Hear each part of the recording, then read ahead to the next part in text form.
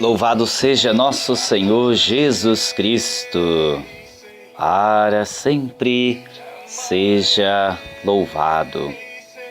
Amados irmãos, amadas e queridas irmãs em Cristo, que a graça de nosso Senhor Jesus Cristo, o amor do Pai e a comunhão do Espírito Santo estejam em sua vida e de modo muito especial em seu coração, com a sua família.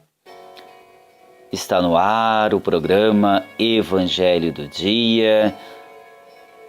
Hoje é domingo, dia do Senhor. Aqui quem vos fala é o Padre Marcelo Gonçalves Mendes, vigário paroquial da paróquia Nossa Senhora Aparecida, cidade da Diocese de Jacarezinho, cidade de Pinhalão, estado do Paraná, que tem o pastoreio de Dom Antônio Braz Benevente, bispo diocesano. Pela PASCOM, a Pastoral Diocesana, queremos falar da Palavra de Deus.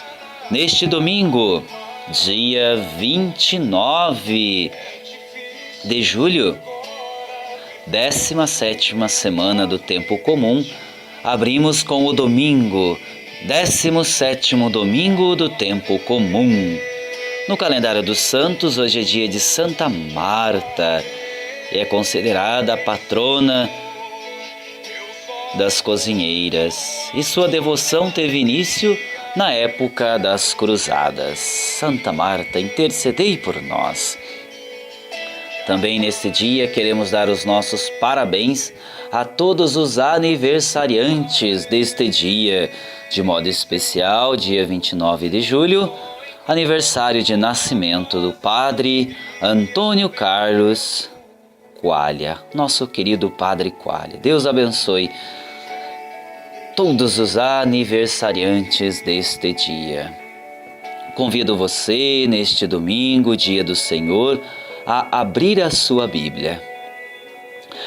Ao mesmo tempo que você abre a sua Bíblia, você está abrindo o seu coração.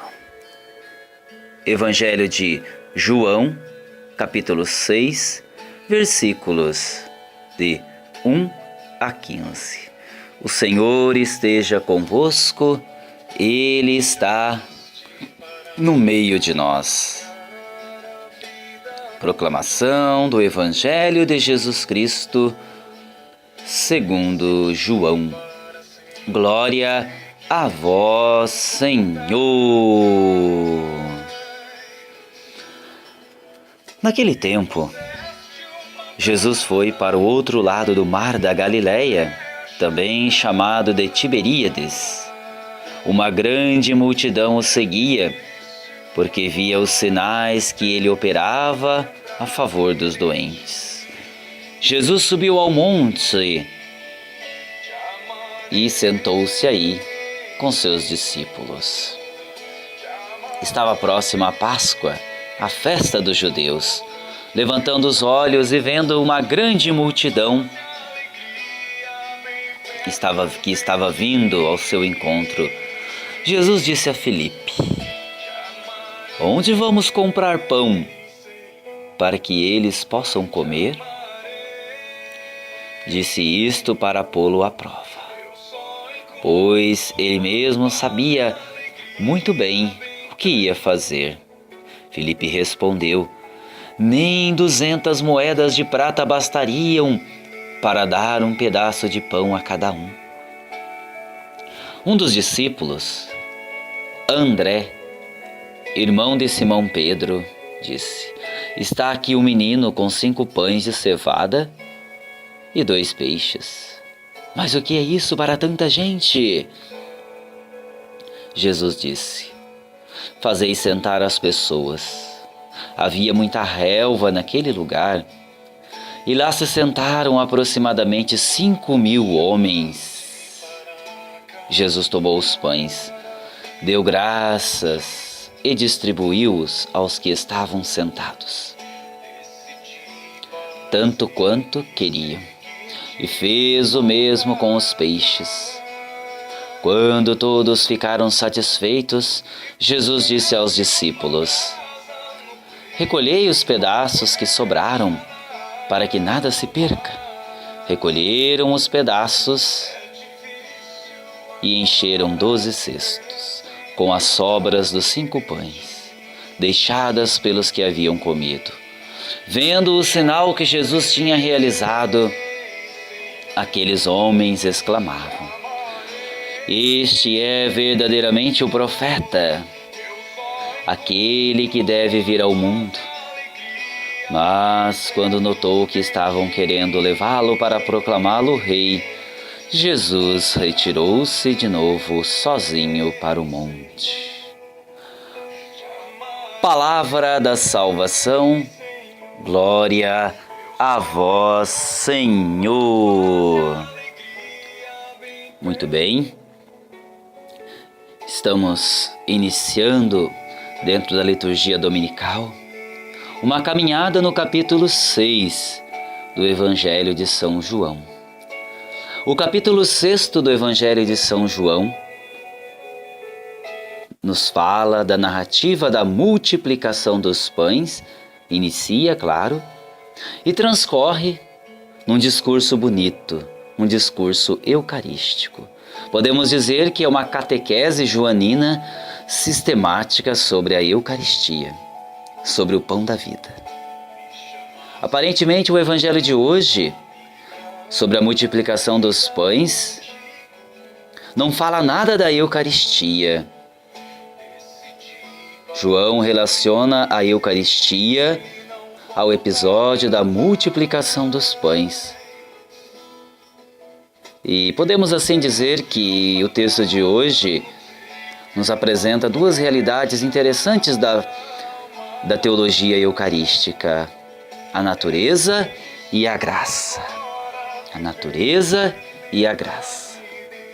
Na Eucaristia há, meus irmãos e minhas irmãs, uma continuidade, uma harmonia admiráveis entre a realidade material, o pão que saciou a multidão, e a graça espiritual presente na Eucaristia.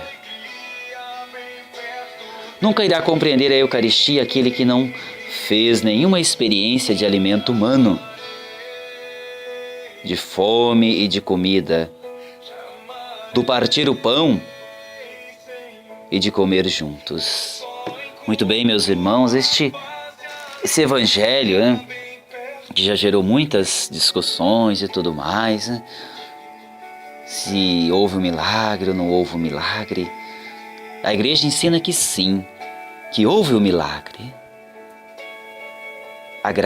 A natureza, o pão que saciou, Jesus multiplicou os pães, sim, tanto que, se nós pegarmos os 4 evangelhos, Mateus, Marcos, Lucas e João, está presente a multiplicação dos pães.